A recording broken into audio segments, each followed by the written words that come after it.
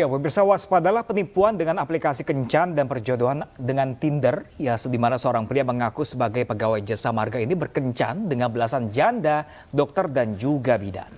Pelaku berhasil membawa kabur uang, mobil dan harta korbannya dengan total ratusan juta rupiah.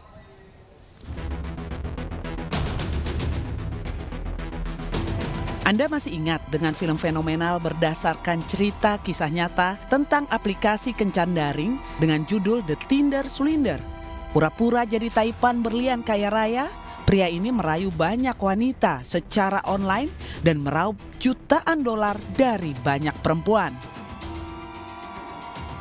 Nah, di Indonesia juga sama nih, tepatnya di Ponorogo, Jawa Timur. Sony Andriawan, warga Kaliwates, Jember ini diringkus petugas Polres Ponorogo karena diduga berhasil menipu seorang dokter muda yang dikenalnya melalui kencan daring Tinder. Selain pelaku, polisi juga menyita mobil milik korban sebagai barang bukti. Sebelumnya, pelaku mengaku sebagai karyawan pegawai jasa marga, berkenalan dengan korban di aplikasi kencan dan perjodohan Tinder. Setelah berkenalan, korban kencan dengan tersangka dan menginap di Hotel Gajah Mada Ponorogo. Selanjutnya, pelaku meminjam mobil tersangka dan kabur. Korban melapor ke polisi dan pelaku berhasil ditangkap. Hasil penyidikan, korban ternyata sudah berulang kali melakukan penipuan dengan modus yang sama. 15 janda, bidan, dokter, dan perempuan jomblo. Modusnya berkenalan, kencan, dan harta korban dikuras. Kerugian korban mencapai ratusan juta rupiah. PDKT berapa lama itu? 15 hari, 20 hari, tergantung. Dari awalnya dari aplikasi itu semua? Aplikasi apa? Tinder? Lawan jenis apa? Tidak ada Mbak Luntur. Atas perbuatannya, tersangka dijerat dengan pasal penipuan dan penggelapan dengan ancaman 5 tahun penjara. Setelah kegiatan pertemuan besok paginya, karena tersangka ini mau izin pinjam kendaraannya, pelapor atau korban ini maka diberikan pinjaman mobil, tetapi setelah itu dibawa lari. Polisi masih mendalami kasus penipuan ini dan menunggu jika ada korban lain yang melapor. Sementara pelaku ditahan di Mapolres Ponorogo. Dari Ponorogo, Jawa Timur, Ahmad Subeki, iNews melaporkan. Pemirsa, siswa SD berseragam pramuka melawan penjamret di Surabaya, Jawa Timur viral di media sosial. Tanpa rasa takut, siswa SD melawan penjamret yang menodongkan senjata tajam.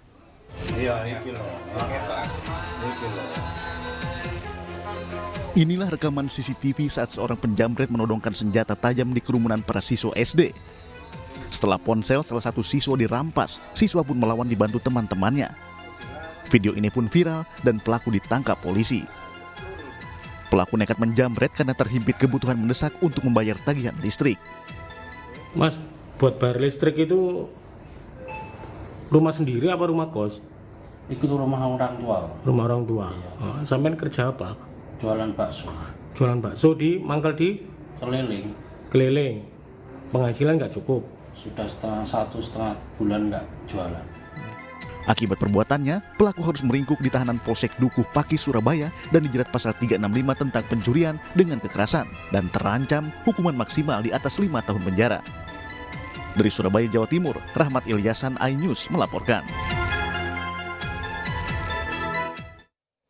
Sementara itu, pemirsa, ratusan anak di Bojonegoro, Jawa Timur melangsungkan pernikahan dini dengan meminta dispensasi nikah di kantor pengadilan agama setempat. Mayoritas anak-anak lulusan SMP dan sebagian diantaranya menikah karena telah hamil lebih dulu.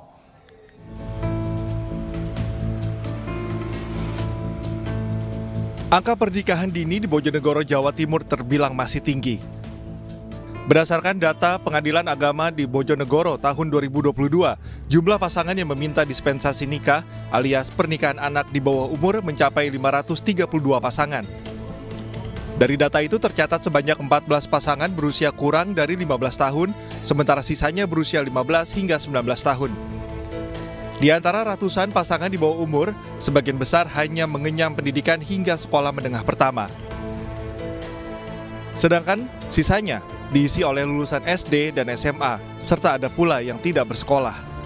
Ketua Panitera Pengadilan Agama Bojonegoro mengatakan ada sejumlah faktor yang melatar belakangi terjadinya pernikahan dini, di antaranya pendidikan dan kemiskinan.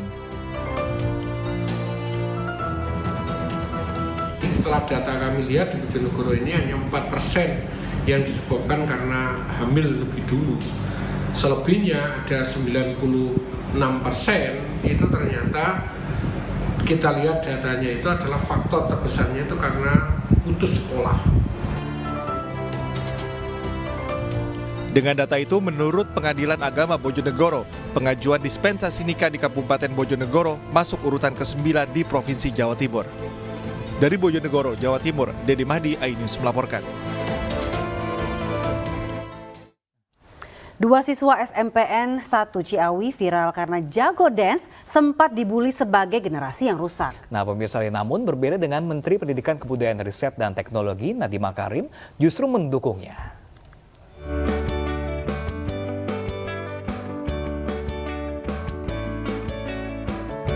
Pemirsa masih ingat dengan dua penari cilik Keisha Aditya dan Devina Anindita? Dua penari cilik ini viral loh di media sosial, ada yang pro dan kontra. Yang pro tentu saja orang-orang yang berpikir maju seperti dua sosok besar Indonesia, Agnes Mo dan Nadiem Makarim. Kedua tokoh besar ini memuji kepiawaian menari kedua anak berprestasi ini dengan genre Latin. Beberapa waktu lalu, tim Konspirasi Prabu mengundang dua atlet dance sport asal Ciawi ini untuk mengobrol langsung sama Keisha dan Devina seputar bakat dan prestasi mereka di dunia seni yang sangat membanggakan. Bahkan Menteri Nadiem Makarim ikut hadir di Konspirasi Prabu untuk menyapa mereka meski secara virtual. Tentu saja Keisha dan Devina sangat antusias sosok Mendikbudristek Nadiem Makarim mengetahui prestasi mereka dan meluangkan waktunya untuk menyapanya. Jadi waktu saya lihat video adik-adik di Instagram, saya langsung aja repost. Saya pengen lebih banyak orang mengetahui mengenai mereka dan mengapresiasi kemampuan dan prestasi adik-adik ini. Luar biasa, dan pasti itu latihannya pasti sudah bertahun-tahun untuk mencapai level yang begitu tinggi seperti itu. Jadi selamat. Ya saya bangga, saya ingin Indonesia bangga, ya saya repost. Luar biasa. Harapan besar saya nanti Keisha sama Devina maju di panggung internasional ya. Amin. Sesuai janjinya, Menteri Nadiem Makarim siapkan waktu untuk bertemu langsung dengan kedua siswi SMP 1 Ciawi ini dan mengundang keduanya datang ke kantor Kemendikbud. Dalam pertemuan, Keisha menyampaikan kepada Nadiem kalau dirinya bermimpi mengikuti ajang perlombaan yang lebih besar. Tentu saja mimpi Keisha dan Devina segera difasilitasi untuk mengembangkan bakat melalui program Pusat Prestasi Nasional, di mana program ini seperti pendampingan untuk memastikan keduanya bisa terus berkarya dan berprestasi agar dapat mengharumkan nama bangsa di level yang lebih tinggi. Keren! Semangat ya adik-adik, tetap fokus dan jangan berhenti berkarya. Tim Liputan iNews melaporkan. Ya kita pun bangga ya, nggak cuma Indonesia, nggak cuma Pak Menteri ya. Semoga saja adik-adik ini, Devina dan Keisha ini bisa berlanjut sampai ke luar negeri internasional. Ya tidak hanya mereka berdua, sebenarnya kalau anak-anak di rumah ini punya potensi harusnya dipush ya, didorong ya. Prestasi semoga nanti prestasi juga mengharumkan nama bangsa Indonesia nantinya. Betul sekali. Pemirsa, di Sidoarjo, Jawa Timur ada kuliner yang lezat dan unik bernama ayam bedong. Ya selengkapnya usai jeda, tetaplah bersama kami di iNews Siang.